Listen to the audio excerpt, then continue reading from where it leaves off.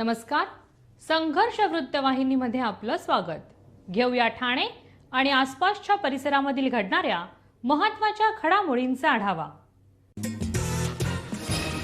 ठाणे महानगरपालिकेच्या शुक्रवारी झालेल्या चौथ्या सर्वसाधारण सभेतही सत्तेवर असलेले शिंदेंच्या शिवसेना आणि भाजपाचे नगरसेवक पुन्हा एकदा सभागृहामध्ये आमने सामने येऊन त्यांच्यात खडाजंगी झाल्याचं चित्र पाहायला मिळालं. याच गोंधळादरम्यान शिवसेनेने चर्चेविनाच अवघ्या 5 मिनिटात सभेच्या पटलावरील 232 पैकी 231 विषय मंजूर केल्याने संतापलेल्या भाजपा नगरसेवकांनी व्यासपीठावरतीच ठिय्या आंदोलन सुरू केलं. मात्र शिवसेनेने राष्ट्रगीत घेऊन सभा विसर्जित करत आंदोलन मोडीत काढल्याने राष्ट्रगीताचा अपमान केल्याचा आरोप करत या प्रकरणी पोलिसात तक्रार देण्यासाठी गेले. त्यामुळे या दोन्ही पक्षांचा सभागृहातील वाद आता पोलीस ठाण्यापर्यंत पोहोचला आहे. ठाणे महानगरपालिकेची सर्वसाधारण सभा शुक्रवारी आयोजित करण्यात आली होती. या सभेच्या पटलावरती एकूण 232 विषय मंजुरीसाठी ठेवण्यात आले होते. या सभेपूर्वी महापौर, उपमहापौर, विरोधी पक्षनेते आणि सर्व पक्षीय गटनेत्यांची बैठक देखील पार पडली होती.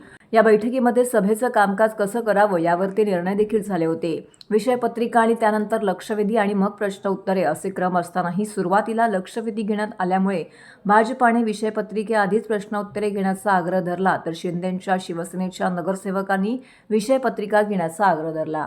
याच कारणावरून दोन्ही पक्षाच्या नगरसेवक हे आमनेसामने येऊन त्यांच्यामध्ये खडाजंगी झाली. नगरसेवकांमध्ये शाब्दिक वाद देखील झाले. याच गोंधळादरम्यान चर्चेविना अवघ्या 5 मिनिटांमध्ये सभेच्या पटलावरील 232 पैकी तब्बल 231 विषय मंजूर केल्याने भाजप नगरसेवक संतापले. उपमहापौर कृष्णा पाटील यांनी व्यासपीठावरून खाली उतरून गोंधळात मंजूर केलेल्या विषयांवरील चर्चा करण्याचा आग्रह धरला. तसेच त्यांनी नगरसेवकांसह व्यासपीठावरच ठिय्या आंदोलन सुरू केलं. मात्र शिवसेनेने राष्ट्रगीत घेऊन सभा विसर्जित करून आंदोलन मोडीत काढले. यामुळे भाजप नगरसेवक अधिकच आक्रमक झाले असून राष्ट्रगीताचा अपमान झाल्याचा आरोप करत त्यांनी नौपाडा पोलीस ठाण्यामध्ये तक्रार देण्याकरिता धाव घेतली. सभागृहाबाहेरही दोन्ही पक्षांच्या नगरसेवकांनी एकमेकांविरोधात जोरदार घोषणाबाजी देखील केली. नेहमीप्रमाणे ठाणे महापालिकेमध्ये ज्या वेळेला महासभा होतात त्यावेळेला माननीय महापौर आणि सर्वपक्षीय गटनेते महासभेच्या अगोदर एकत्र बसतात आणि महासभेला कोणत्या विषयावर कशी चर्चा करायची या संदर्भात संपूर्ण चर्चा होते, निर्णय होतो आणि त्यानंतर सभागृह या ठिकाणी चालतो. आम्ही स्पष्टपणे येत्या महासभेच्या अगोदर सर्व सन्माननीय गटनेते, सर्वपक्षीय गटनेत्यांच्या बरोबर चर्चा केली आणि त्या चर्चेमध्ये एकच लक्षवेधी आली होती. ती एकच लक्षवेधी ती घ्यायची, त्याच्यानंतर सभागृहातला अजेंडा घ्यायचा आणि अजेंडा पूर्ण झाल्यानंतर जरी वेळ संपला असला तरी नंतरच्या दिवशी परंतु प्रश्नोत्तरं पूर्ण घ्यायची. सभागृहामध्ये अजेंडावर जे विषय असतील त्याच्यावर सविस्तर चर्चा करायची. अशा प्रकारचा निर्णय झालेला असताना आज या ठिकाणी मुद्दाम होऊन या सभेमध्ये प्रत्येक विषयावर चर्चा होऊ नये एवढंच एक डोळ्यासमोर ठेवून मुद्दाम होऊन त्या ठिकाणी गोंधळ घालण्याचा प्रयत्न केला. त्यामुळं आमची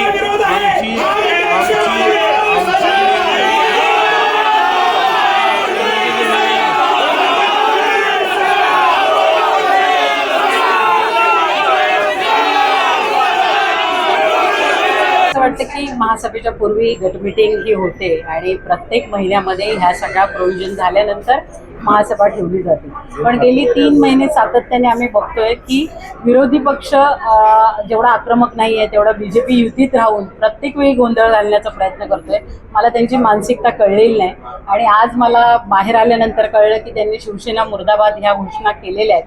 तर खरं तर युती धर्म फक्त आम्हीच पाळायचा आणि त्यांनी पाळायचा नाही असं जर ठरवलं असेल तर मला असं वाटतं त्यांनी आमच्या सत्तेतनं बाहेर पडणं योग्य असेल माझ्यासाठी तरी. कारण खुर्चीत बसून जर ते आमच्या विरोधात जर बोलत असतील तर हे चुकीचं आहे. कारण गट मिटिंगमध्ये ठरल्यानंतर अशी विरोधी भूमिका ते मांडत असतील तर हे साप चुकीचं आहे असं मला वाटतं. मला असं वाटतं की सभागृहाचं पावित्र्य पाळण्याची फक्त शिवसेनेने ठिका घेतलेली नाही, त्याच्याबरोबर सभागृहात जेवढे नगरसेवक आहे सर्व पक्ष आहे त्यांनी देखील तेवढी सभागृहाची सभ्यता पाळली पाहिजे. आपल्याला जर विषयपत्रिकेवरती जे विषय आहेत ते जर शांततेने सगळ्यांनी जर केले तर मला असं वाटतं सुरुवात जर तुम्ही केली नाही तर त्याला दुजोरा दुसरा कोणी देणार नाही.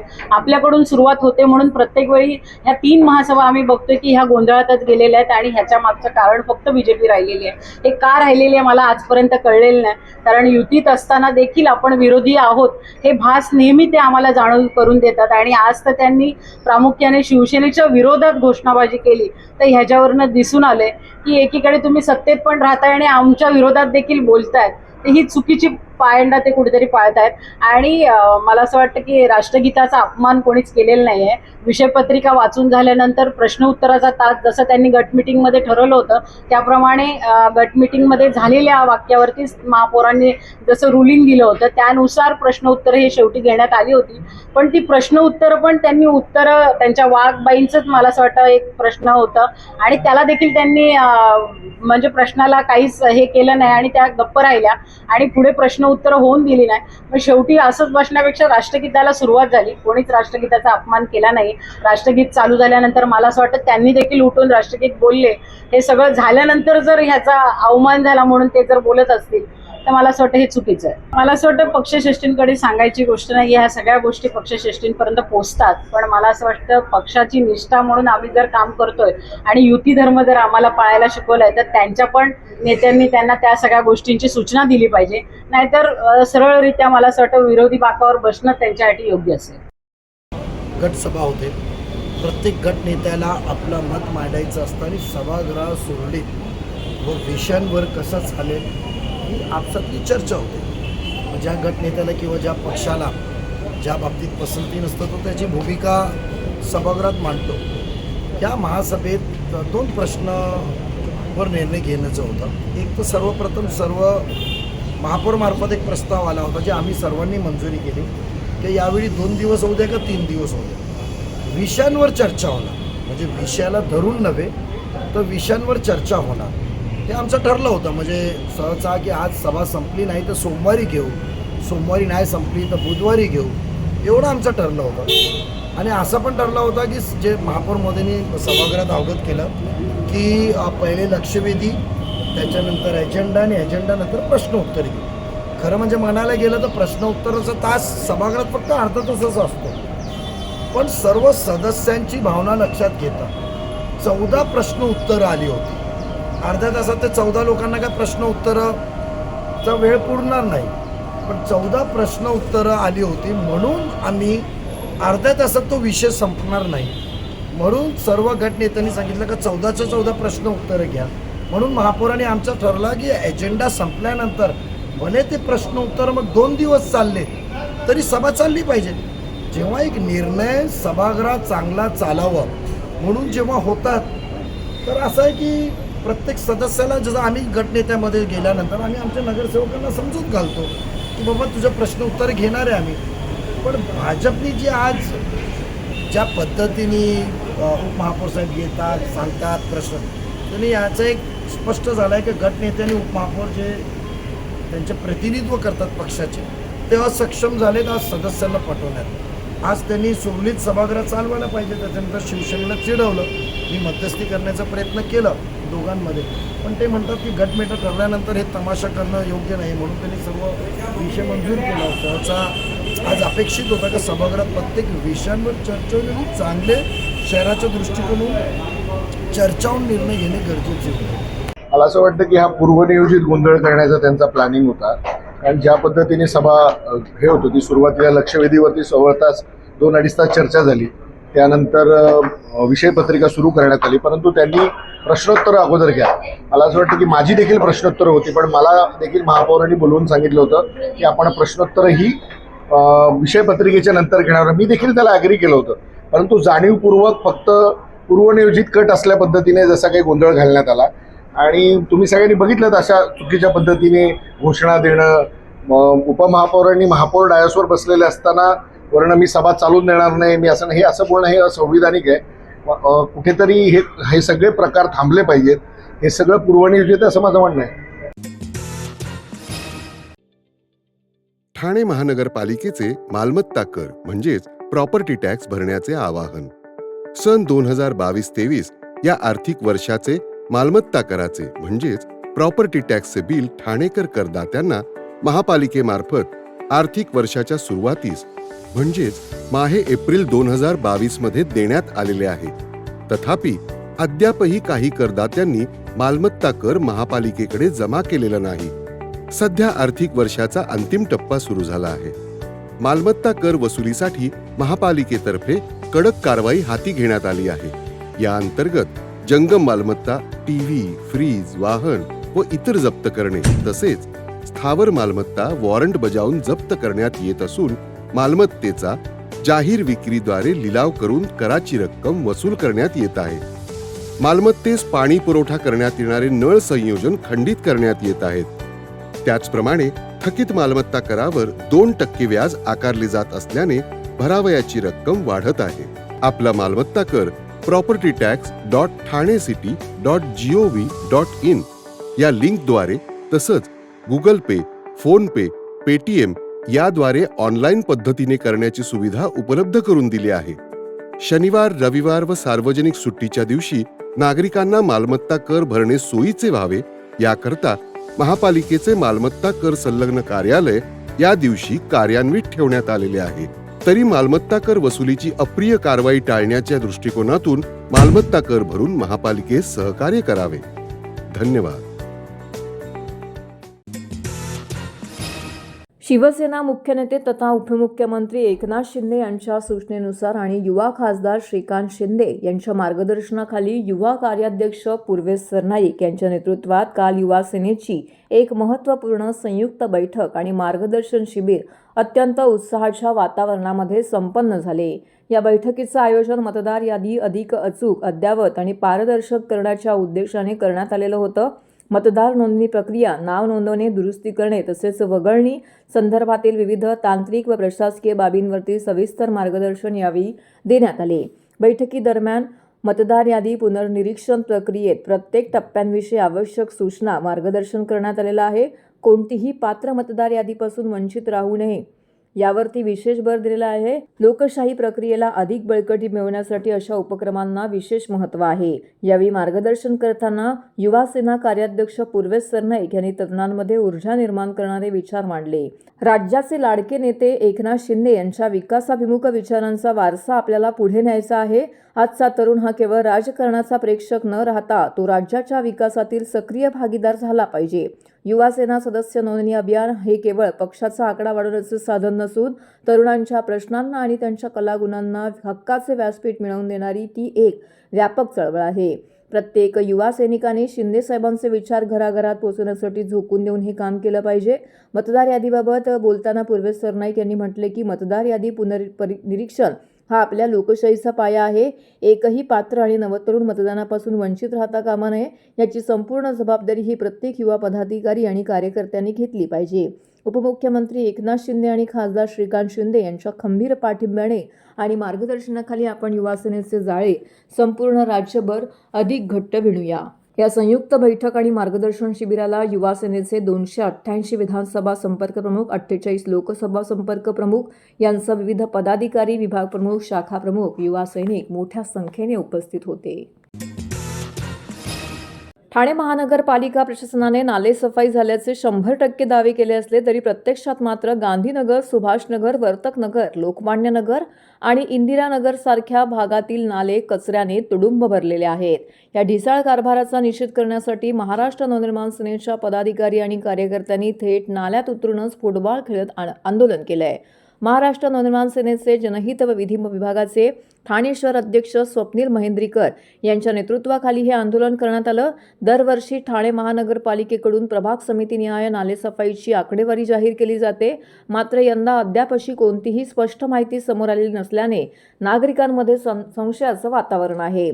नालेसफाईची कामे ठेकेदारांना देण्यात येतात, मात्र संबंधित प्रभाग समित्यांमधील अधिकारी आणि ठेकेदार यांच्या संगनमतांमुळेच फक्त देखाव्यापुरती नालेसफाई केली जात असल्याचा आरोप मनसेच्या वतीने करण्यात आलेला आहे. प्रत्यक्षात नाले तुंबलेल्या अवस्थेत असतानाही कोट्यावधी रुपयांची देयके मंजूर केली जात असल्याची चर्चा रंगलेली आहे. दरम्यान पाऊस उंबरठ्यावरती असतानाही नाले उपसले न गेल्याने ठाणेकरांमध्ये भीतीचं वातावरण आहे. जर वेळेत नालेसफाई झाली नाही तर पावसाळ्यात सखल भागात पाणी शिरून जनजीवन विस्कळीत होण्याची चिन्ह आहे. या संपूर्ण प्रकरणाविरोधात महाराष्ट्र नवनिर्माण सेनेच्या कार्यकर्त्यांनी नाल्यात फुटबॉल खेळून आंदोलन केलंय. कार्यकर्त्यांनी थेट नाल्यात उतरून प्रशासनाच्या निष्क्रियतेचा निषेध व्यक्त केलाय. तसेच ठाणे महानगरपालिका आयुक्तांना जाब विचारत तातडीने प्रभावी नालेसफाई करण्याची मागणी देखील करण्यात आलेली आहे.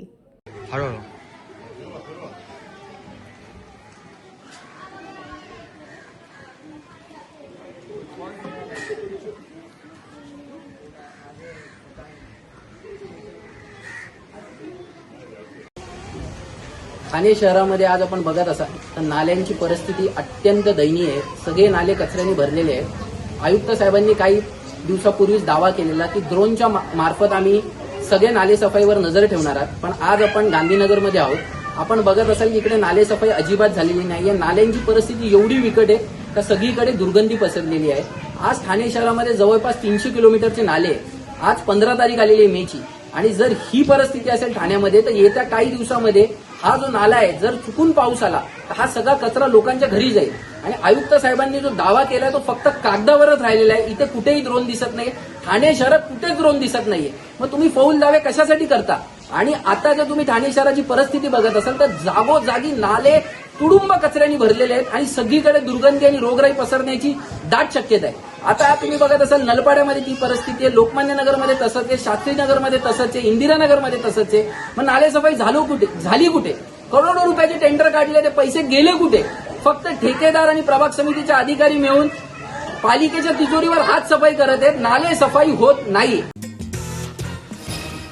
मुंबईमध्ये 15 मे रोजी दुपारी 12:35 उन्हात उभे राहिल्यास आपली सावली नेमकी पायाखाली येणार असल्याचं खगोल अभ्यासक दाकृ सोमण यांनी सांगितले.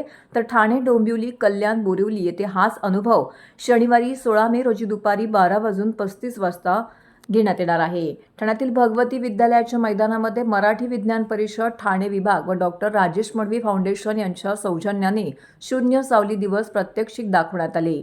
यावेळी लहान मुलांपासून वयोवृद्धांपर्यंत सर्वांनी या शून्य सावली दिवसाचा अनुभव घेतला असून या उपक्रमाला नागरिकांचा उत्स्फूर्त प्रतिसाद मिळाला. यावेळी भारतीय जनता पार्टीचे ठाणे शहर सरचिटणीस डॉक्टर राजेश मडवी, नगरसेविका प्रतिभा राजेश मडवी, खगोल अभ्यासक दाकृ सोमण यांच्यासह नागरिक, लहान मुलं, विद्यार्थी व इतर संस्थेचे पदाधिकारी, कार्यकर्ते मोठ्या संख्येने उपस्थित होते. याविषयी अधिक माहिती देताना खगोल अभ्यासक दाकृ सोमण यांनी सांगितलं की उत्तर गोलार्धातील कर्कवृत्त ते दक्षिण गोलार्धातील मकरवृत्त यामधील प्रदेशातून हा अनुभव येऊ शकतो. वर्षातून 2 वेळा सूर्य मध्यान्ही दुपारी बरोबर डोक्यावर येतो. दुसरा दिवस जुलै महिन्यात पावसाळ्यामध्ये येणार असल्याचं त्यांनी सांगितलेलं आहे. आपल्या गावच्या अक्षांशा इतकी सूर्याची क्रांती झालेली आहे की त्या दिवशी दुपारी सूर्य बरोबर डोक्यावर आल्यानंतर शून्य सावलीचा अनुभव घेता येतो. दरम्यान ठाण्यात अशा विज्ञान परिषद उपक्रमाला अजून प्रोत्साहन देत महानगरपालिकेचा देखील सहभाग मिळायला हवा. तर ठाणे महानगरपालिकेच्या सहभागाविषयी येणाऱ्या काळामध्ये योग्य कार्य करत ठाणे महानगरपालिकेच्या सहकार्याने युवा पिढीसाठी असेच अनेक विज्ञान परिषद उपक्रम राबवणार असल्याचं डॉक्टर राजेश मडवी आणि नगरसेविका प्रतिभा मडवी यांनी प्रसारमाध्यमांशी बोलताना सांगितले.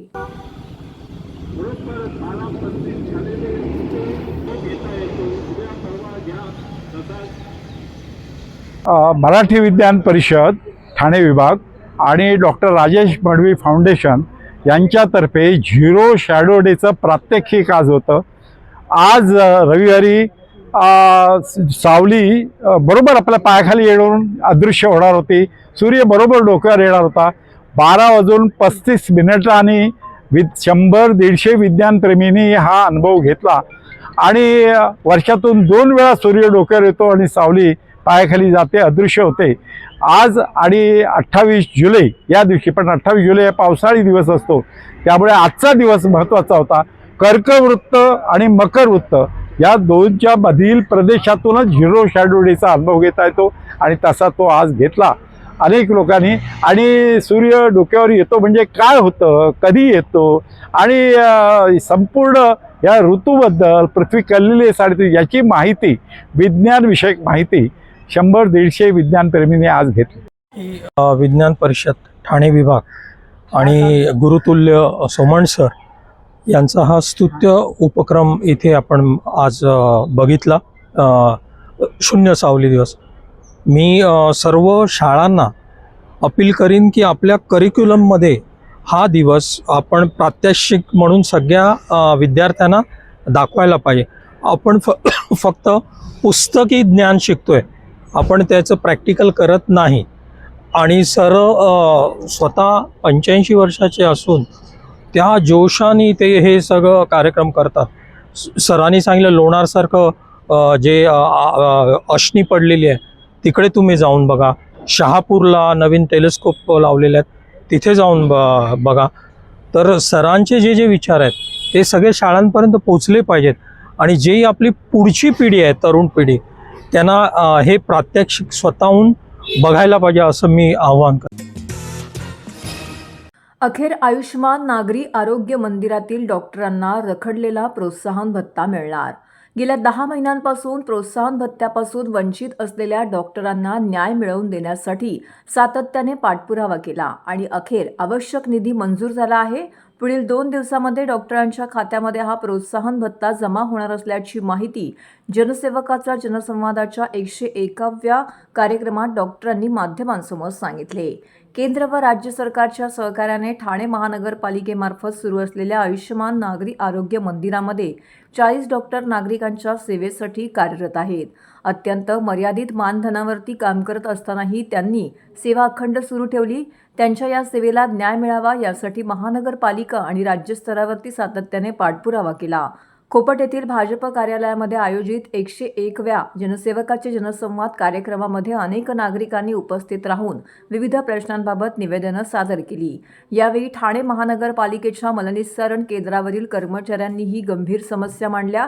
माझीवाडा, विटावा आणि कोलशेत येथील STP कर्मचाऱ्यांना कंत्राटदारांकडून किमान वेतन, वेळेवर पगार, नियुक्तीपत्र, रजा, PF यांसारख्या मूलभूत सुविधांपासून वंचित ठेवलं जात असल्याची बाब समोर आलेली आहे. संबंधित अधिकाऱ्यांशी तात्काळ चर्चा करून कर्मचाऱ्यांना न्याय मिळवून देण्यासाठी सकारात्मक निर्णय प्रक्रियेला सुरुवात करण्यात आली. जनसेवकाच्या जनसंवादामध्ये डोंगरीपाडा, पातलीपाडा तसेच पाणी टंचाईग्रस्त गृहसंकुलनाचे पदाधिकारीही उपस्थित होते. पाणी टंचाईमुळे लोढा आमरासारख्या गृहसंकुलाला केवळ टँकरसाठी वर्षाकाठी तब्बल 85 लाख रुपये खर्च करावे लागत आहेत. अनेक गृहसंकुलनांची परिस्थिती याहून वेगळी नाही. मग टँकर व्यवस्थेमागे अधिकारी आणि टँकर चालकांची हातमिळवणी आहे का, असा गंभीर प्रश्न उपस्थित केला आहे.